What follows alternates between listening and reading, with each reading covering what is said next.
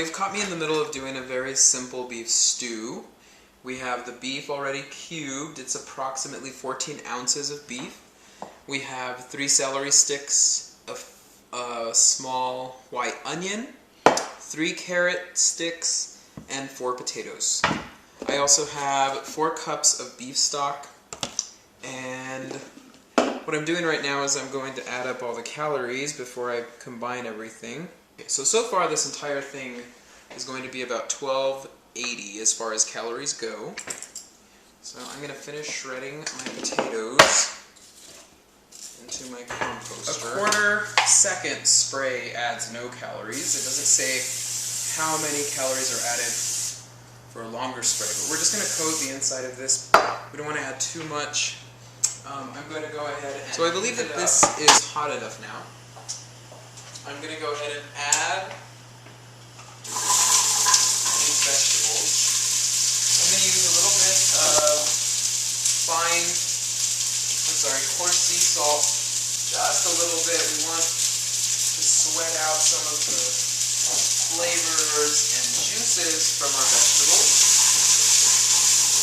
I'm going to turn down the heat. It was on high because we really want this to soften up just a little bit. But this is what we have here.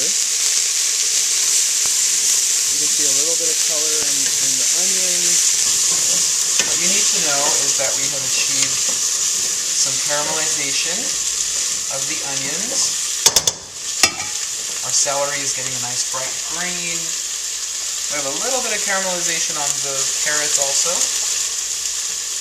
And I'm going to go ahead and add the beef. Now, you're not going to taste this in the end, but it's going to help the meat become a little bit browner and flavorful. So I'm going to add just a little bit of soy sauce to the beef. Probably about a teaspoon and a half. Just watch your sodium. We've added some salt. We've added a little bit of soy sauce. There's chicken broth or powdered chicken broth, the bouillon in the actual beef stock mixture. So it's really easy to make this too salty. Just be careful. The potatoes are going to absorb a lot of that salt out of the liquid, so it should be okay. Almost dropped this. See how our beef still needs some time. You don't want to put a cover on because you turn from basically a braise to steaming everything. And when you're steaming everything, it's going to change the texture. You're not going to get the brown on the edges of everything that's going to add flavor later in the process. So be sure to keep the cover off. And I'm actually going to just add the potatoes. Now everything is already hot, so the next step, if you're afraid of using a pressure cooker, read your pressure cooker instructions, but I'm pretty sure they're all the same, or at least similar enough. We added the potatoes. I'm going to stir it around a little bit. We've deglazed the pan with a little bit of wine. This smells really good. I'm going to let it go for a little bit longer. We want to make sure that the alcohol has cooked off. You don't want that alcohol flavor in there. So I'm going to go ahead and add the beef stock. And I'm pretty sure this is about 4 cups. It's 6 cups, sorry.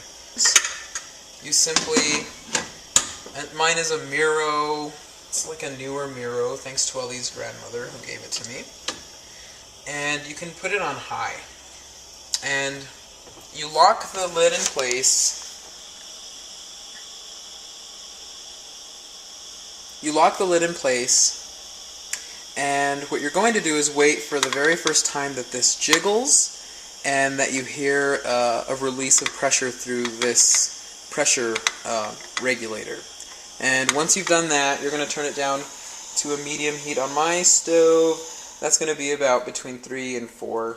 That's what you're going to start hearing.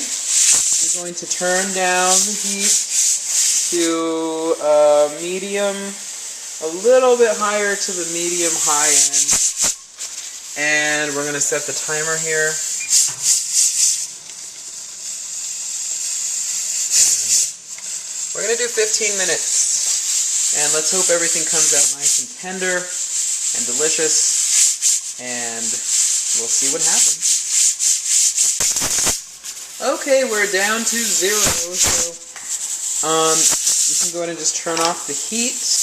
You can bring it right over to the sink, and you can just carefully place it in there. And then you're just going to run cold water right over it.